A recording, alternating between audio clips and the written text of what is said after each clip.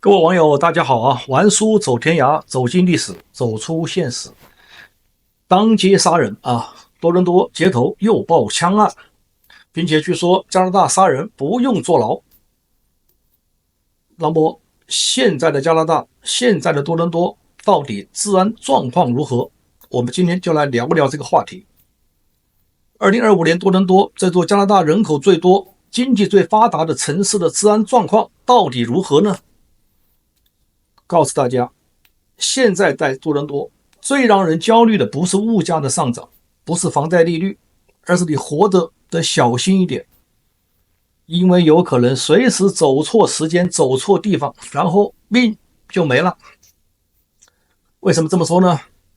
我们来捋一捋今天发生在多伦多的最近发生在多伦多的一系列的案件啊。就在2025年8月份，刚刚没过几天啊，就在市中心最热闹的地段九恩街和埃德雷德街西，晚上10点多钟，繁华街头传来枪声，一名36岁的男子中枪倒地，情况危急。警察赶到后，现场逮人缴枪，确认是持枪袭击。那么在这个地点，平时白天人流过万，周边全是商场、餐厅、办公楼。现在到了晚上，连这个地方大家都不敢走了。我们再来说一案，就在2025年3月7号，斯嘉堡一个酒吧的大屠杀案，你能想象吗？一个开业庆祝晚上的酒吧，3个人冲进来就开枪扫射，拿着半自动步枪啊，对着人群乱开枪，跟玩游戏一样的。这导致了12个人受伤，其中9人中枪，现场玻璃碎片乱飞，一片地狱景象。嫌疑人多大？一个19岁啊，一个22岁啊，还有一个也19岁，都是本地人。什么理由？目前没有明确动机，警方只是说好像是为了展示火力。那我们翻译成人话啊，就是年轻人没事干，想刷一个存在感，就拿枪去扫射人群了。再说一个案子，15岁的男孩深夜被无缘无故的枪杀，也就是在今年的6月7号，位置就在 Mount Dennis 一个再普通不过的社区。15岁的男孩 Jack 晚上出去参加聚会，跟人说了几句话，然后就被对方一枪打死了。这不是仇杀，也不是什么报复，警察也说得很清楚，这是一桩完全没有动机的谋杀，就因为2个人对上眼了，吵了2句就开枪了。你说一条生命15岁的就这样没了。好，除了枪击案，我们再看看别的案件啊。今年的入室抢劫案那比去年多了快一半了，多了50%。有个网友跟玩说互动，他的女儿一周在同一商场、同一地点被抢了3次。另外，动不动就有人翻门撬窗。据说在有些小区没有人没丢过自行车，只要自行车没有上锁或者没锁好，对不起，丢了。那么市中心的伤人案件几乎成了每周的更新内容。别忘了还有2000年在那个皮尔逊机场的黄金大盗案，警察到目前还没有追回全部的金条。这些不是个案，这种趋势是全面治安的塌方。你以为这些已经够离谱了吗？不好意思，玩叔接下来说这个案子才是真正让大家血压爆表的杀人可以不用坐牢，8个女生围殴华人致死的荒唐案，目前这一切都和这个案子有关。我们把时间拉到2022年年底，这个案子呢，他判决到处理过程一直延续到2025年。这是一个加拿大司法的魔幻现实主义代表作。8个女生围殴刺死一个华人男子，结果全部逃过了谋杀罪，每个都平安回家。还有的连牢都不用坐。这事听起来像不像段子不好意思，不是段子，它是真事儿。而这背后的原因不只是那帮动手的女生，而是整套的加拿大式宽容的司法，尤其是那个有名的 C75 法案。今天我们就来看看这个案子到底怎么回事，加拿大的法律又是怎么样一路把杀人变成了小打小闹的。首先讲一下这个8个女生和1条人命的这个故事时间呢发生在2022年的12月17号，地点就位于多伦多市中心联合车站 Union Station 不远处受害者呢是一位59岁的华裔男子，他的名字叫肯尼斯李他的姓是李，名字叫肯尼斯。他是一位无家可归者，靠住在旧住让为生。而这场悲剧的主角是一群年龄从13到16岁的女生女学生没错，8个人，不是2、3个，是8个。就像同学聚会开 party， 凑齐了一桌面游戏三国杀的桌面游戏，8个人参加这些女孩通过了这个社交认识，媒体那么互相怂恿着在当地地铁站街上搞点什么事儿，也是闲得发慌案发当晚，他们先在车站打了一架，又偷了点东西，最后在公园遇上了这个李先生。你以为他们是在聊抖音？不是的，他们围住了李先生，把他打倒在地。那8个女生没问题打倒一个男的还动用了工具、剪刀等工具整个过程不到3分钟，却足以送李先生上路了，实现了多伦多街头版的三国杀游戏那么最讽刺的是呢，警方事后称这是一场蜂拥式的攻击，那么翻译过来就是这个围殴致死。然后呢，这8个女生全部被抓了。那么最初呢，每个人都被控有2级谋杀，你毕竟死了一位先生嘛，对吧？那么听起来还算正常吧，但故事这才刚刚开始。好，开庭了。先看看加拿大的司法怎么样进行表演案件进入了司法程序，媒体天天跟进，华人社区也是群情激愤，大家都以为这次肯定要重判，你毕竟死了人嘛。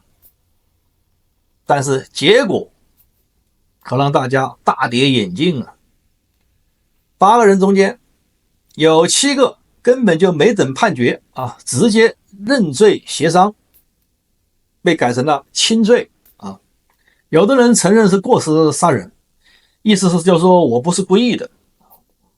有的人承认的是攻击罪还有的干脆说我确实拿了剪刀，但没有证明是我捅的你这什么群殴，你怎么证明？现场那么混乱，对不对？那么法院这边呢也是非常的人性化采纳了这些说法不管这些女生怎么说都采信了就他们几个人现场都是深夜，谁也没看见这个是证据不足，无法确认谁捅了致命伤，甚至还有法官指出不能排除合理的怀疑他们不是主犯所以谋杀罪不成立。那么案子扯来扯去，扯到最后所有人都没有被定为谋杀罪，最多也就判了一个缓刑，还不用坐牢。其中还有人因为这个警方在这关押过程中间程序不当，比方说脱光了来搜身，被认为侵犯了这个人权，直接就获释了王叔在想受害者已经进了棺材了，施暴者还在谈这个程序正义，这是不是有点违背常识搞反了呢？好，我们再来看一下这个加拿大的 C75 法案杀人都能够保释的一个神法神仙法案说到底呢，这种司法乱象背后呢，最大的祸是谁呢？我们就看看2019年通过的一个 C75 法案。这个法案号称呢是为了减少司法的延迟，推动程序公正，结果实际操作中就是一句话：法院要尽可能允许嫌犯保释，除非能证明社会安全受到了严重威胁。听起来很民主，对吧？但问题是，这个除非非常难举证。那么结果变成什么呢？结果就变成了抢劫犯保释了，家暴犯保释了，连杀人犯都保释了啊！大家出庭好像是到咖啡馆打卡，打完卡就回家了。哎，这个 C75 法案就是一个神法啊！更离谱的是呢，C75 还大大限制了警方和检察官反对保释的空间，只要没有铁证，嫌犯基本上都可以走人。你说这是不是旋转门制度？就像酒店旋转门是吧？这边进那边出是吧？进去一下转一圈就出来了是吧？旋转门法案，就是 C75 啊。有人开玩笑这么说啊。那我们再看这个肯尼斯的案件中间啊，这帮女孩也就是在这种宽松的司法环境下，得到了各种认罪协商和从轻判决的这种福利。那我们再来研究一下关于未成年人，他是否有一种万能护身符啊？是否是成年人那就该死呢，对吧？未成年人杀人那就可以白杀。因为有人说这些孩子还未成年，不宜重判。可问题是，你未成年就能8个人打1个吗？还拿着刀捅人吗？那受害人就该死吗？别忘了，加拿大的司法体系对青少年犯罪有个潜规则，叫什么？叫强调教育替代惩罚。说白了，就是你还小，我要给你第2次机会。问题是，第2次机会是用在偷口香糖，还是集体杀人呢？性质不一样吧？偷口香糖和杀人是不一样的吧？而且这些女孩不是一时冲动是提前有预谋串联好的，有人拍视频，有人负责下手，有人围观鼓掌。你说这是青春迷茫还是集体作恶呢？现在倒好，司法系统不敢动他们，也不敢重判，就怕舆论说这个歧视不人道。那么请问谁为被害人讨公道呢？我们再来说下这里面的政府的责任你以为政府没看到问题？他们看到了，他们也知道，只是他们不急，是吧？政府他知道的问题很严重。就在2024年，保守党安大略省省长，媒体全部都喊，你们自由党的司法体系已经成了犯罪天堂，自由党是让罪犯自由，让老百姓不自由。于是呢，联邦政府呢赶紧就打了一个补丁，推出一个 C48 法案。那么 C48 法案说什么呢？就是某些案件比如是使用了武器重复犯罪，保释时要反向举证，就是说被告要证明自己没有威胁才能够获释。加了这个补丁，听着是不是好像有点进步了？是的，这肯定比 C75 要进步一点点。你要保释，你要证明自己对社区没有威胁。可问题是，第一，这个玩意C18 是2024年才实施，那么肯尼斯案呢根本就不适用了，那之前的。再一个呢，它只补了这个 C75 的一个小漏洞，核心问题是未成年人司法宽松、轻罪协商泛滥、公众信任流失这一块统统都没人管了。那么换句话说呢， C75 是地基烂C18 不过是在他方的房子上贴了张封条，对吧？所以呢，这起案件留给我们的不只是愤怒，还有一个大大的问号，到底是我们在服务司法，还是司法在服务罪犯？大家都说加拿大是个法治国家，可法律成了遮羞布，保护的是嫌犯，不是被害者。你说这里保护人权，可那些真正被伤害的人连个正义都拿不到。你说法院这个中立公正，可是每次都在程序、合理怀疑、少年保护这个圈子里面来回打这个太极拳，问题得不到解决，正义得不到伸张。肯尼斯里一个无家可归的华人被活活围殴刺死，没有人为他坐牢，而施暴者一个个回家上学照样去拍短视频、拍抖音、玩社交平台，好像什么事儿都没有发生。这才是加拿大现实中的最黑色的幽默。所以完叔我就问一句，在加拿大杀人还能没事儿？还有哪个国家比这个更离谱呢？大家可以跟完叔互动啊，打在屏幕下方。还有哪个国家比加拿大更离谱，还更自由？完叔为什么今天谈到这个故事呢？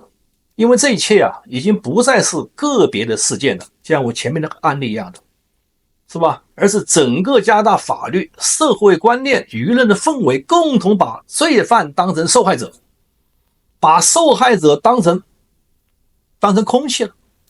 这样一个结构性的问题已经出现了，所以犯罪越来越多，越来越猖獗，从小偷小摸到杀人放火。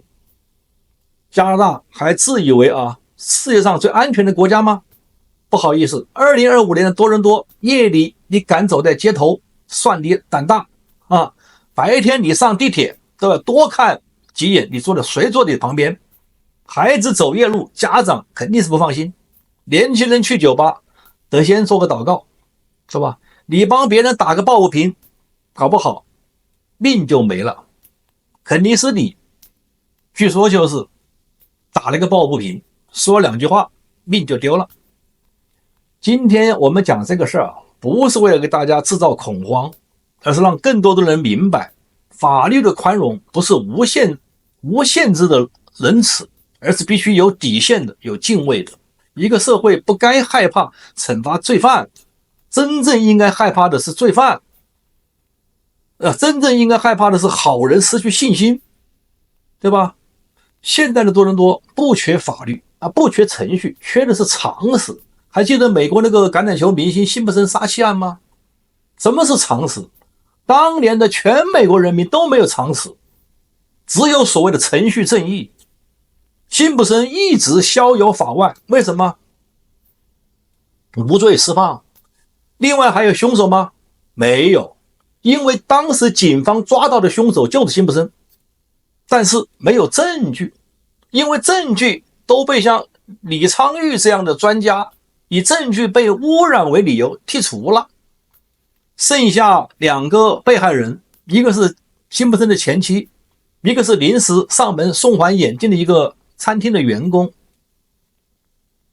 剩下两个人是吧？无处可伸冤当然了，虽然刑事诉讼这块说了，民事诉讼这块两个被害人都赢了，判辛普森赔钱赔不少钱，但辛普森以破产为理由不给钱。所以美国的正义何在呢？完叔就要问了。完叔最后问一句肯尼斯的正义何在？加拿大的自由民主何在？这一切的根源不是因为有了个自由党执政，还是什么呢？讲的不对的地方打在屏幕下方和完叔互动。好，谢谢大家。